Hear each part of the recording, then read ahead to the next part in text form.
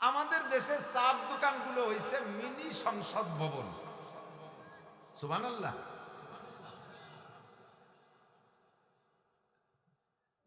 ইফারেতে আমরা চার দোকানে বসে যা দড়ি দরবার করে পাঠাই দেয়, শেখ হাসিনা সেই অনুযায়ী দেশ চালায়। মনে হয় যে এরকম এত বুদ্ধি দেয়, অথচ ওই বুদ্ধি আগে তো ফেরি পার হয়ে যাওয়া লাগতো, এখন তো ব্রিজ হয়েছে, তবুও ব্রিজ টোলের আগে শেষ, ও বুদ্ধি উপার যায় না। জাহান্নামের প্রচণ্ড আগুন এবং শীতের ভয়ে দুনিয়ার সামান্য শীতকে তুচ্ছ জেনে জান্নাতের আশায় জাহান্নামের ভয়ে, সওয়াবের আশায় গুনার ভয়ে, হিদায়াতের আশায় গুমরাহির ভয়ে, শিরিক ও কুফর মুক্ত ঈমান গড়ার লক্ষ্যে বিদআত মুক্ত সুন্নতি আমলের প্রশিক্ষণ নেওয়া দেওয়ার জন্য আল্লাহ পাক এই জান্নাতের বাগানে আমাদেরকে ডেকে নিয়ে আসছেন। এজন্য সকলে আন্তরিকভাবে খুশি হয়ে শুকর আদায় করি, আলহামদুলিল্লাহ।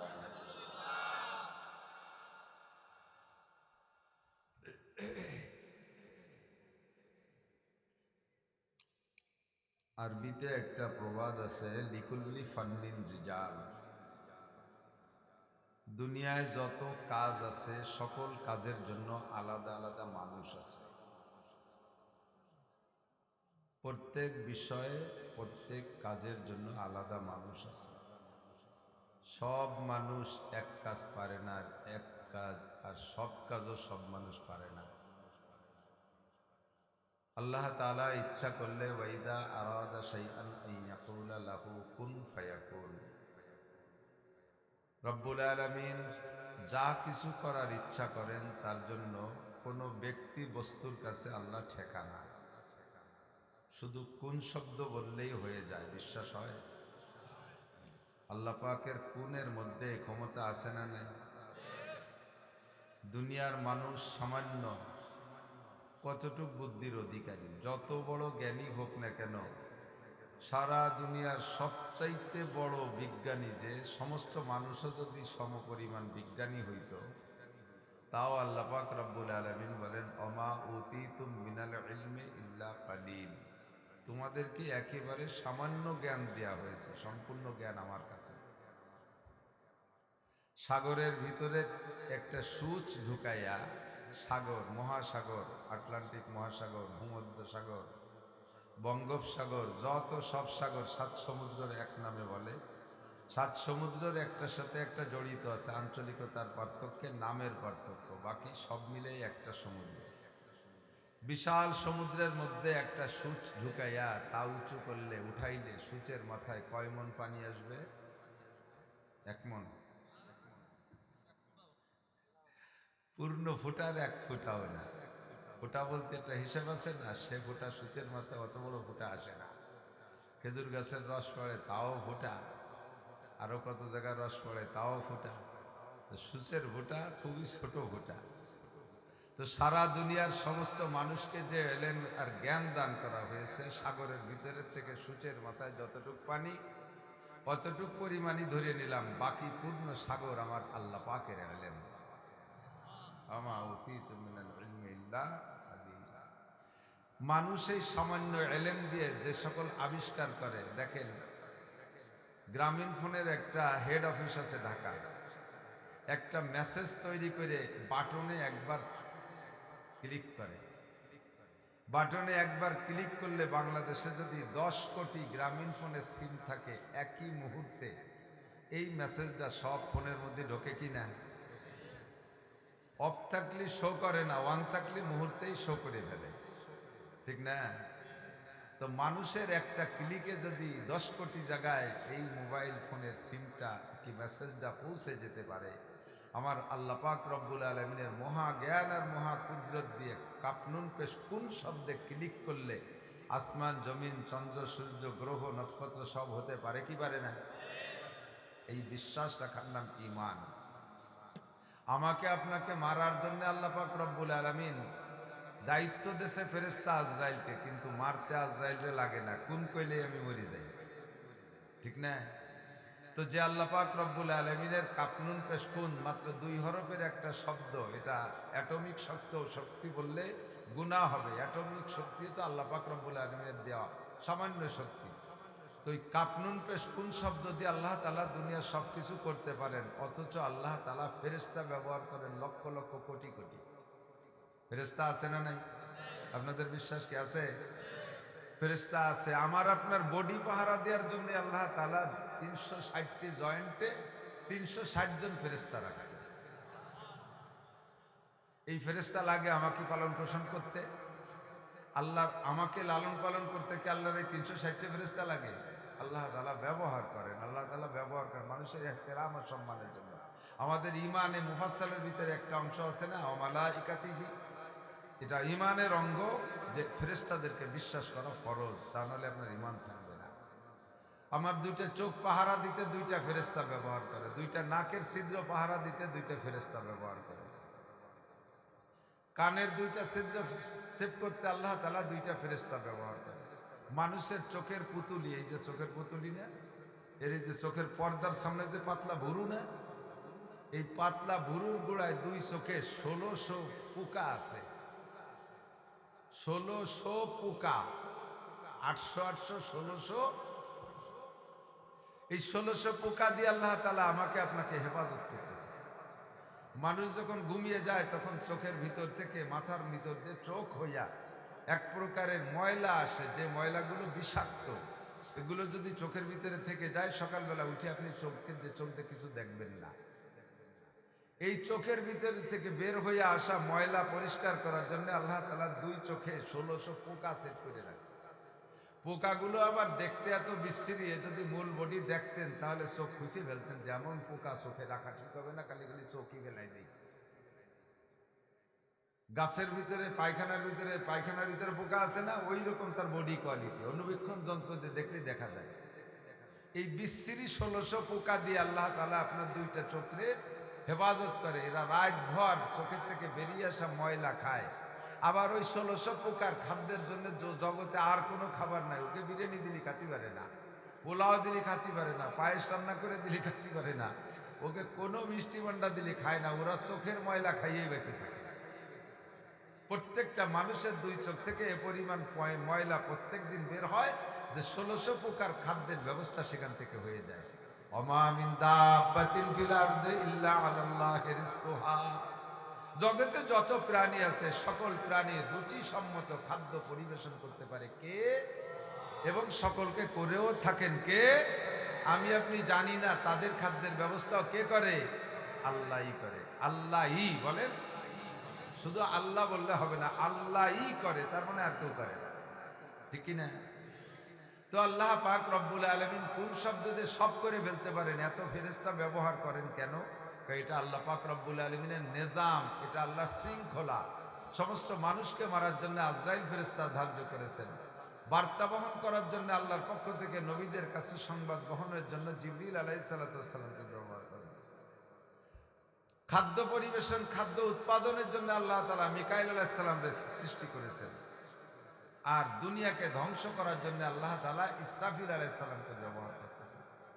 একেই বলা হয় লিকুল্লি ফান্নিন রিজাল, প্রত্যেক বিষয়ে আলাদা আলাদা দায়িত্বশীল ব্যক্তি আছে। যাকে যে কাজে দায়িত্ব দেওয়া হয়েছে সে সেই কাজই করে। মানব কুলের ভিতরে দেখেন বহু কাজ।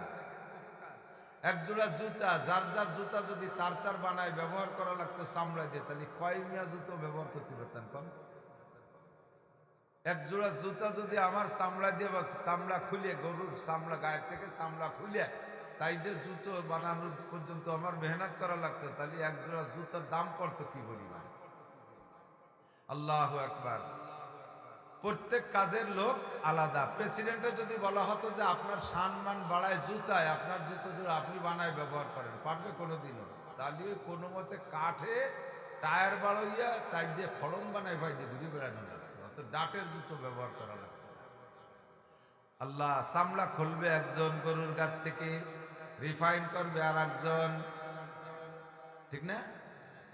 চামড়াটাকে আবার আরো সুন্দর করবে আর একজন, জুতা বানাইবে আর একজন, ওটা কিনে নেবে আর একজন, তারপরে নিয়ে ব্যবসা করবে আর একজন, 3-4 প্রকারের ব্যবসার পরে আসবে পাবলিকের হাতে, কাস্টমারের হাতে, ভোক্তাদের হাতে, তারপরে ব্যবহার করে আমার সম্মান বাড়বে।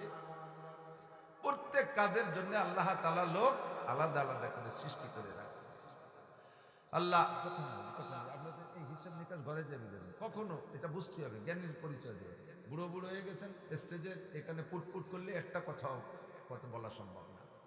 বলিয়ে দেখেন কতক্ষণ বলা যায়। বড় বড় নেতাকে স্টেজ দেই, মাঝে মাঝে রাজনীতি ওয়াজ করতে আসে আমাদের মাহফিলের নির্বাচনের আগে যথেষ্ট মাহফিলের নেতারা আছে, মাইক ধরে শুরু করবে কি দিয়ে টের পায় না। আগে বিসমিল্লাহির রহমানির রহিম করে পরে আউযুবিল্লাহ,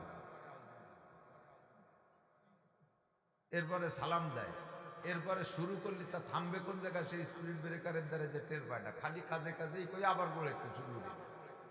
মাইকের সামনে আসলে রস্য হয়ে একেবারে তাতা কড়ইতে পানি দিলে যেমন সেট করে শুয়ে যাবে, শুরু করে যায়।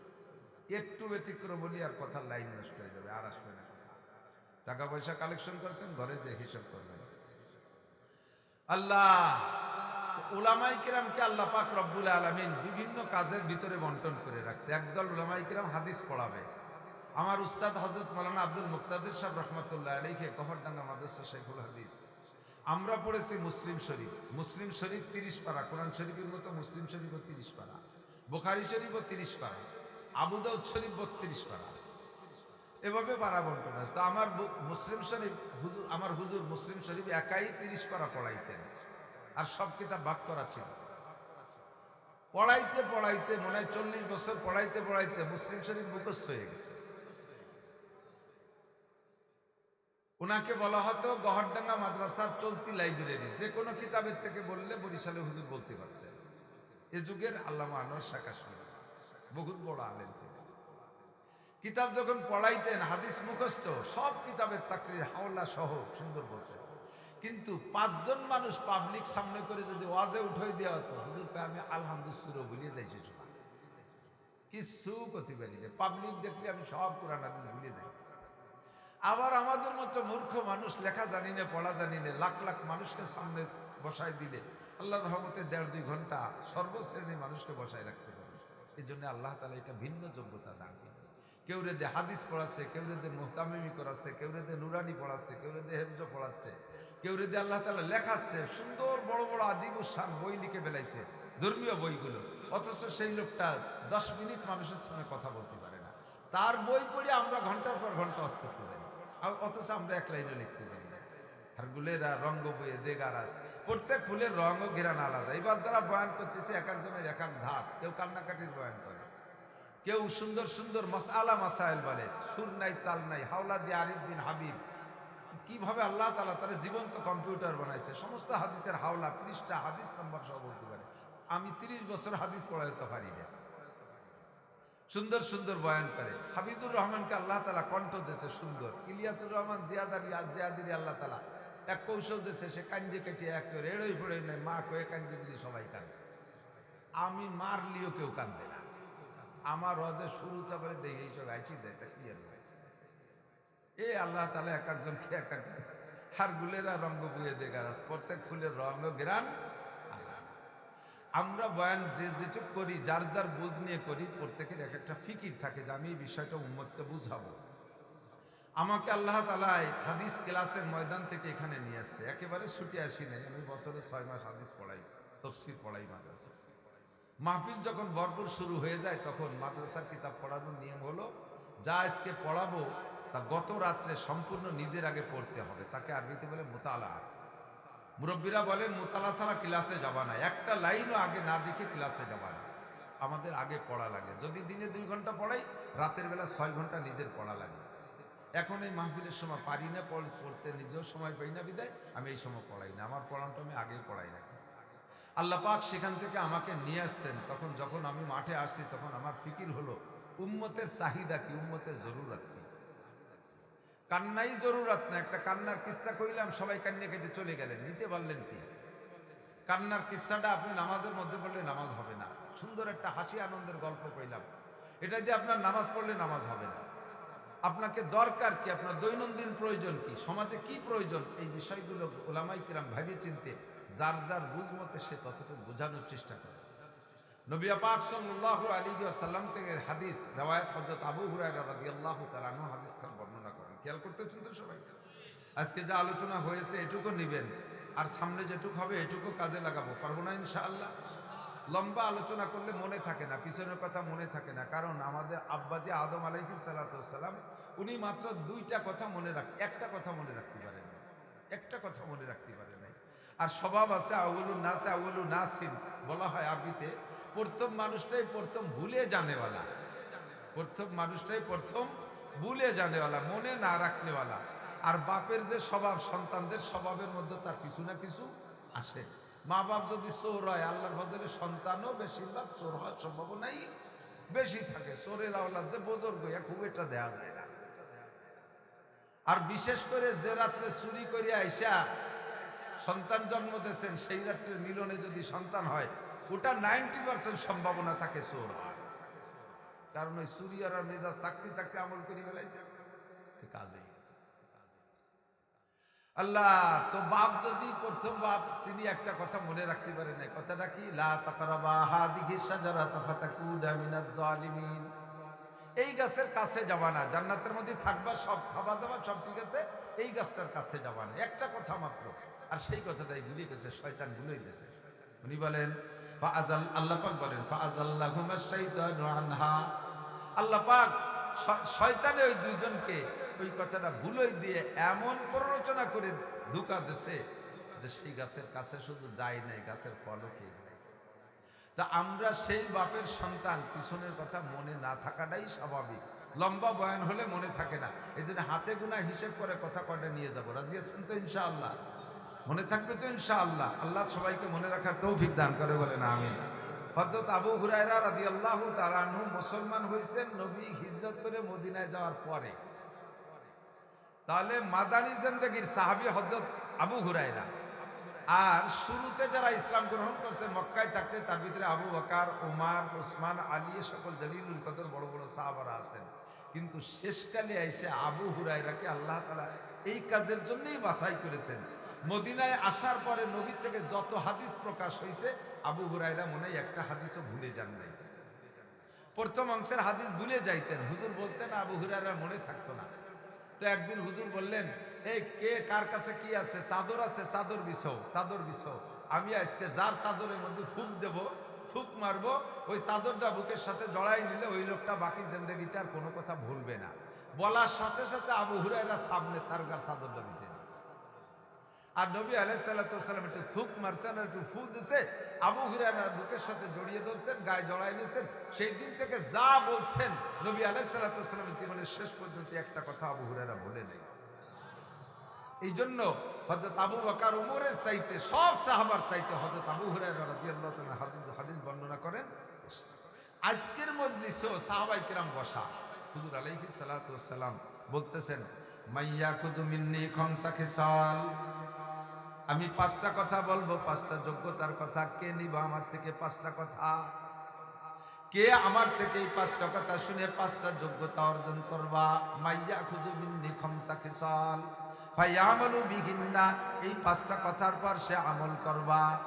আও ইউআল্লিমু মাইয়ামালু বিহিন্না, অথবা নিজে আমল করবা তো করবা, অথবা অন্য কেউ শিখাই দিবা, তারা শুনে তোমার কথার পর আমল করবে।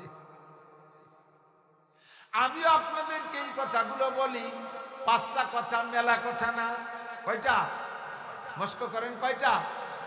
5টা কথা, অনেক কথা না, 5টা কথা মনে রাখবেন, নিজে আমল করার চেষ্টা করবেন। সাহাবায়ে কেরামদের স্বভাব ছিল সামিনা ওয়া আতানা, যতটুক শুনবো ততটুক আমল করব। সাহাবা আসছে নবী পাকের কাছে, ইয়া রাসূলুল্লাহ আল্লিমনিল ওযু, হুজুর আমারে ওযু শিখাই দেন। নবী পাক ওযু শিখাই দিয়া এরপরে সাহাবার ভাব গতি ভালো বুঝা একটু গোসলের মাসালা বলার চেষ্টা করতেছেন। ওযু তো শিখেছি, এবার গোসল শিখে নাও। সাহাবী বললেন, না হুজুর আজকে আর নেব না, আমি ওযুটা শিখেছি, ওযুর পর আমি মস্ক করি।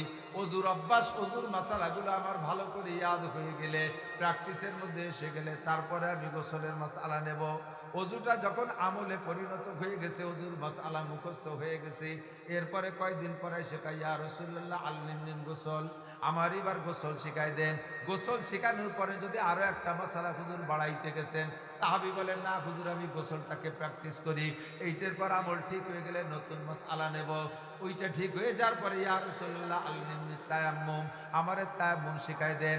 তায়াম্মুমের মাসআলার পর আমল ঠিক হয়ে গেলে আল্লিমনি সালাত, আমারে নামাজ শিখাই দেন। আল্লিমনি তিলাওয়াত, আমারে তিলাওয়াত শিখাই দেন। আল্লিমনিল কুনুত, আমারে দোয়ায় কুনুত শিখাই দেন। আল্লিমনি তাশাহুদ, আমারে তাশাহুদ শিখাই দেন। যেটা শিখতে আসছেন ওইটা শিখছেন, আর ওইটার পর যখন আমলে পরিণত হয়ে গেছে, অভ্যাস ঠিক হয়ে গেছে, তারপরে নতুন মাসালা শিখতে আসছি। আর আমাদের সভা হুজুর এক রাত্রে সব বলে দেন, ইনশাআল্লাহ আমরা একটা আমল করার নিয়ত নাই। রাতভর পড়ান, শুনতে ভালো লাগতেছে, যুক্তি আছে, হাসি আছে, আনন্দ আছে, কান্না আছে, বলতেই থাকেন। আমরা গতবার এগুলো আমল করি না, ইনশাআল্লাহ আজও আমল করবো না, খালি খালি কম মুখে। এই অভ্যাসের কারণে আমাদের উন্নতি অগ্রগতি নাই। আজকের পাঁচটা কথা মনে থাকবে তো ইনশাআল্লাহ? নেবেন তো ইনশাআল্লাহ? আমল করা যাবে তো? আমি নিজে আমল করতে পারি না, এই জন্য ভয় লাগে। নবী পাক বা আল্লাহ পাক নিজে নিষেধ করেছেন, লিমা তাকুলুনা মা লা তাফআলুন, তুমি যে কথাটা আমল করো না, ওই কথাটা তুমি বলো কেন? যেটা তুমি আমল করতে পারো না ওইটা তুমি বলো কেন? নবী পাক বলেন, রাআইতু লাইলাতা উসরিয়াবি আশরা মারাতু লাইলাতা উসরিয়াবি কওমিন তুকরাজু শাফাআহুম বিমাকারিজা মিনান নার।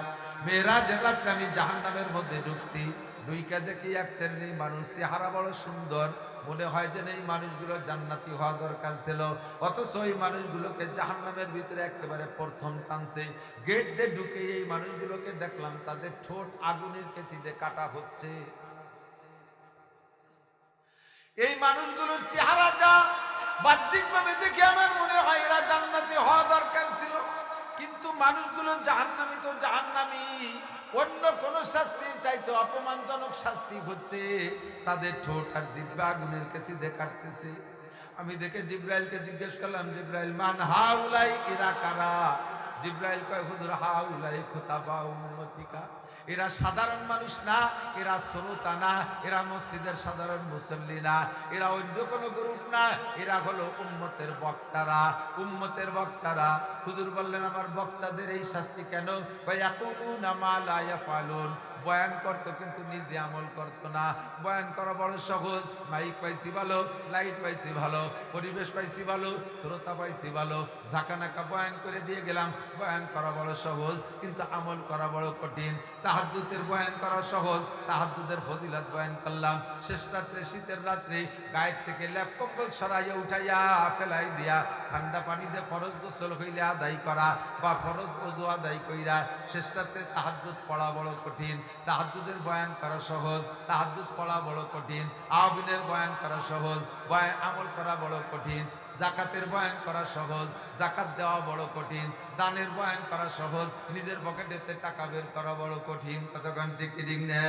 ইয়াকুলুনা মা লা করতো, ফরজের পর্দার বয়ান করত, অথচ বক্তা নিজে পর্দা করে না। বক্তা সুন্নতের বয়ান করে, বক্তার বুকে সুন্নতি দাড়ি নাই। বক্তা জামাতে নামাজের বয়ান করে, বক্তা সুযোগ পাইতে জামাতে নামাজ পড়ে না, ইচ্ছাকৃতভাবে জামাত ফেল করে, ইত্যাদি ইত্যাদি দোষের কারণে আপনার বক্তাদের এই ঠোঁট আর জিহ্বা আগুনের কেচিতে কাটা হচ্ছে। এই জন্য বলতেও ভয় লাগে। আমি ইচ্ছা রাখি, আমি নিজে ইচ্ছা রাখি, আমার বয়ান যেমন আপনারা শুনতেছেন, আমার বয়ান আমিও শুনতেছি, বরঞ্চ আপনাদের চাইতে আমি শুনতেছি আগে। আপনাদের মুখ আপনাদের কান আমার মুখ থেকে বেশ খানিক দূরে, আর আমার কান আমার মুখের থেকে মাত্র 5-6 আঙ্গুল দূরে। কাজে আমি আপনাদের চাইতে আগে শুনি। আমি দোয়া করি যেন আল্লাহ আজকের এই 5টা কথার পর আমি আমল করতে পারি, 5টা কথার পর যেন আমি আমল করতে পারি। আপনারা কি নিয়ত করতে পারেন? ইনশাআল্লাহ আমল করবই। হযরত আবু হুরায়রা রাদিয়াল্লাহু তাআলা আনহু হাদিসের বর্ণনাকারী, উনি আজকের মজলিস উপস্থিত আছে, সব জায়গায় আগে থাকে। হুজুর বললেন, মাইয়া খুযু মিন্নি খামসা খিসালিন ফায়ামালু বিহিন্না, আমার থেকে 5টা কাজের কথা কে নিবা? নিজে আমল করবা, আও ইউআল্লিমু মাইয়া আমালু বিহিন্না, অথবা চায়ের দোকানে বসো, চা স্টলে বসো, গল্পের মজলিসে বসো, দুনিয়ার পচা দরবার বাদ দাও। আমাদের দেশের চার দোকানগুলো হইছে মিনি সংসদ ভবন। সুবহানাল্লাহ।